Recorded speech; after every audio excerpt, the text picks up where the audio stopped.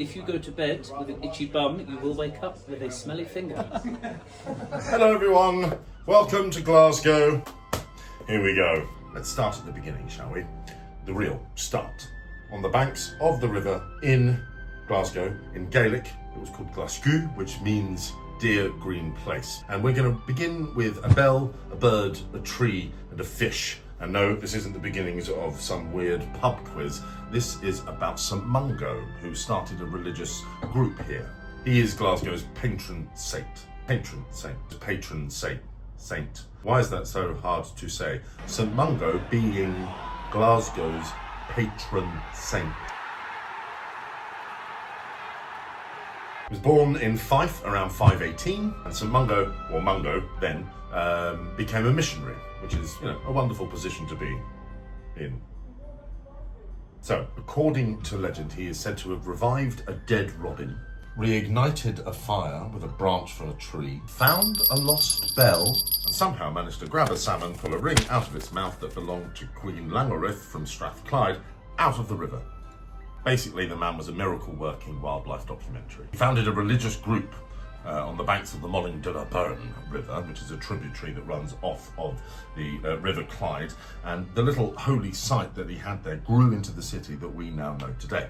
The Romans, they hung out here for a little while. They had outposts in the area to protect themselves from the Caledonians, building walls as Romans did. Sections of that wall can still be seen in the Hunterian Museum, which is a fantastic, gargantuan palatial building. Early trade was with agriculture, brewing herring and cured salmon that went out to Europe and the Mediterranean. And I'm glad that the salmon was cured before they ate it. Okay, I'm on the final stretch to the King's Theatre here in Glasgow. About to find the stage door. It is Tuesday. We have one show. I have my flat white in a coffee shop that actually knew how to make a flat white. A rarity these days. There they are.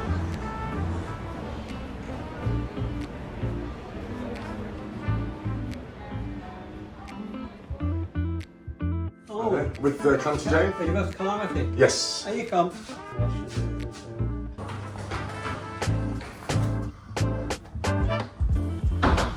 Hey mate. Hello.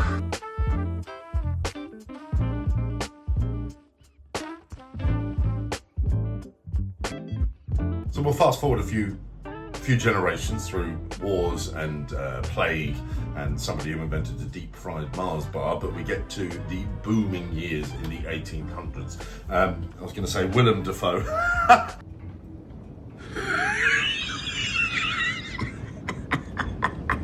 Daniel Defoe wrote about Glasgow in this 18th century. He said, Glasgow is the... He wasn't Scottish. I'm not going to do it in a Scottish accent. Glasgow is the cleanest and most beautiful, best built city in Britain, London accepted. But I'll get a bit more onto the creation of the city a little bit later on. The population was about 12,000 when he said that, so we're yet to have the big economic and industrial boom that was yet to change the face of Glasgow, led by the Scottish Enlightenment. And Scotland had an interesting way of looking at things. They had empiricism, which is a practical improvement and virtuous way of looking at a society. Utilising education, utilising fresh thought, thinking that somebody was born and then they died, and in their life they observed that, but then somebody who's born here and observes this, there's changes that happen. Like, I know that when I was younger, the England I knew then is not the England I know now, so maybe I have some benefit, but then maybe the new people and new generations coming through also have a benefit. So empiricism, maybe the modern day politicians could remember something about what it is to serve the community if they remembered that.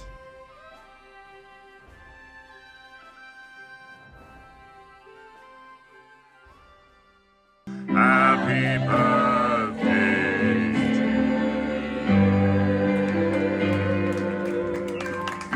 This is your birthday song. It isn't very long. Hey! How was your first birthday audience, Tom? They were good, weren't they? Did you tell them that it was my birthday? Yes. That explains a lot. Yes. Yeah, good. We should do that more often. But Some of my Jacob's changed the old strings, and my lord. Uh-oh. Oh. There goes the monetisation. That's gone. You can't make money on this now. It's too sexual. What is? Jacob's torso is ripped body. Do you enjoy Tom's birthday show? Oh, it was absolutely fabulous. And now the happiest man in the room. Did you enjoy that show, Ben? It's all right. So now we are in the 18th century. So we've gone from a sleepy little riverside community. We've built up and we've done agriculture, but then we get to the big booming years. The moral way of doing trade is, of course, with the slaves. So we had cotton, we had alcohol, we had tobacco, all being and they had this sort of triangle going over to America, down through Africa, up to Scotland. So, you know, the city grew and the merchants, I guess, were probably a few steps away from being pirates, really. From 1717 to 1766, Scottish slave ships worked out of Glasgow, transporting roughly around 3,000 slaves from Africa to the Americas. Never gets better having to talk about this kind of stuff, but it did happen, and it doesn't happen now, at least as far as Great Britain is concerned, and we can be grateful for that, even though we can be apologetic to the end of our days, never forgetting.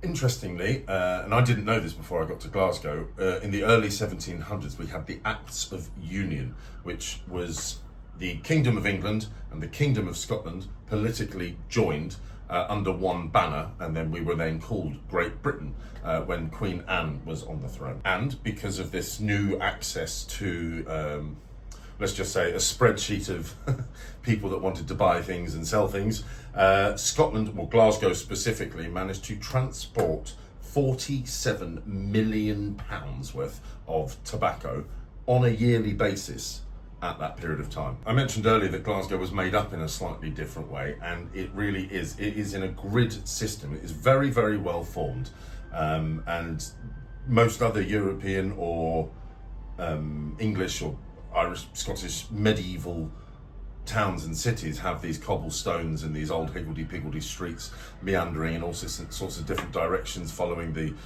topography of the land. Scotland is just bang. If you think of New York, that's what Glasgow is like. Or really, it should be, if you're in New York, you should think of Glasgow, because Glasgow did it first. You can go from one end of Glasgow all the way to the other in a straight line. Admittedly, whilst you're doing it, the rain is blowing sideways at you. They are a studly race, the Scots. They really know how to deal with bad weather, and the wind just whips through. But I believe the same is in New York. I was there in the winter, and it really does get up your kilt. So Glasgow being the second city of the empire, we have London and we have Glasgow. These are the big powerhouses at the time. There was all along the river, you had all the shipyards, and you know, it's a certain type of person that is born through hard labour and, you know, through the progression and the soot. It was the welding that really formed a lot of the jobs that people were doing.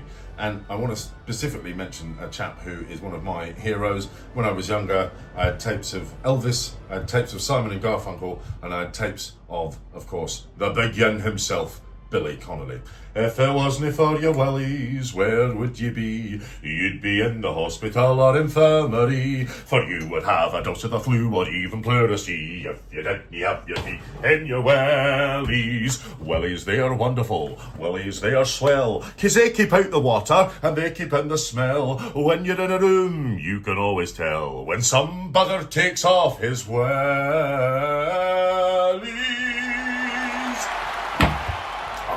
Bloody love Billy Connolly. He's not very well at the moment, but he managed to make himself a career as an actor. But he, of course, started out doing comedy, telling the stories of the welders from the area that he worked. And he said it was like being constantly wet in the rain, getting electrocuted 8 hours a day. And he tells the story of his mates would be on the girders above, and you've got the welding gun, and you'd wait for them to stand in a puddle, and then and they'd get a right shock, they would, hey. But yes, I salute Billy Connolly, as he is a lot of the reason I always fall to comedy when I'm trying to tell a story or explain something. I think he does it very well. But of course, at the end of your life, you die. You may get cremated, You may get put in a wall, you may get buried in a hole. Well, in Glasgow, you have the necropolis. I mean, it sounds like a death metal band, doesn't it? But this is more of a place where you weren't so much buried or laid to rest, but put on show, where your ego and pomposity could exist for the rest of time. I had a little walk up there. Wee Willie Winky runs through the town, upstairs and downstairs, in his nightgown, crying at the windows, looking through the locks. Are all the children in their bed? It's past 8 o'clock. And it looks down over the cathedral, which is actually the site on where St Mungo started his religious group all those years before. So we now have this lovely big cathedral there.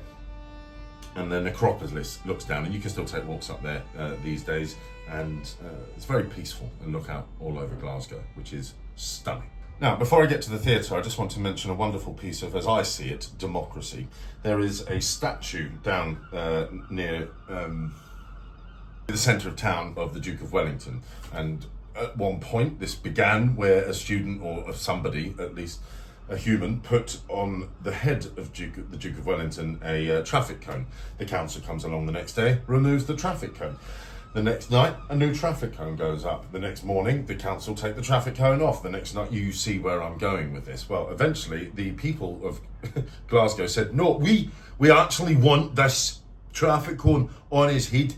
And the council eventually just went, you know what? If you want the traffic cone on his head, you can have the traffic cone on his head. Now, I'd heard this story, and I was on a bus going past, and it was a bit rainy, but I did manage to see the Duke of Wellington statue, and there's probably about 7 traffic cones on his head. So this is one of those lovely urban myths that is absolutely true, and I'm very happy to hear it. In Hastings, we have a statue of Queen Victoria that's got a bullet hole from a Messerschmitt flying through and over Hastings, and we used to put traffic cones on her head. We even made the front page of the paper once. My father, being a Conservative councillor, was like, I can't believe they are disrespecting the Queen by putting a traffic cone upon her head. Little did he know it was his son. Oh, and Dad, you watch these videos, so sorry, this is you finding that out. Mum knew. So that's Glasgow. From saints to shipyards, it's seen it all, it's done it all, and it's been through it all, but it still manages to make you laugh, and the people are still very, very welcoming. And I certainly had a great time there. The crowds were wonderful. The crowds were wonderful. There is a difference to the mentality of the Glaswegian crowd. You get into some audiences and they sit there and they go, okay, we're here at the theatre now, come on, impress me. Glasgow, I walk out on stage, I open the show. The minute I walked out there, they were like, come on, let's go! They found the jokes funny, they found the emotional, they followed the story. I've never seen so many cowboy hats outside of Texas. It was great, even if it was raining a lot of the time. But that's what Scotland does. And that is Glasgow done. I was literally about to do the same thing. You see the sweat on the forehead? This is Holly. Hello. Do you know where the personals boxes Yes, go? just through that door there. Could you get the door for me, love? Go on then. Yeah, teamwork. So next up we're going to I've got Leicester. no choice, it's on camera. We're going to... Oh, you Yeah, I'm all right. Sorry. Thank you. Sorry. Thank you. Next up, we are going to Leicester. So if you are enjoying these videos, please consider liking and subscribing. If there's anything that you want to see that I have not shown, please put in the comments down here. Let me know what you think. And I shall continue to do them. This is video number 25. We are quarter of the way to 100. And then after Leicester, we are off to Plymouth, which I cannot wait to see. But we'll get there. We'll get there when we get there. But for now, this is Dickie Gets About, signing out.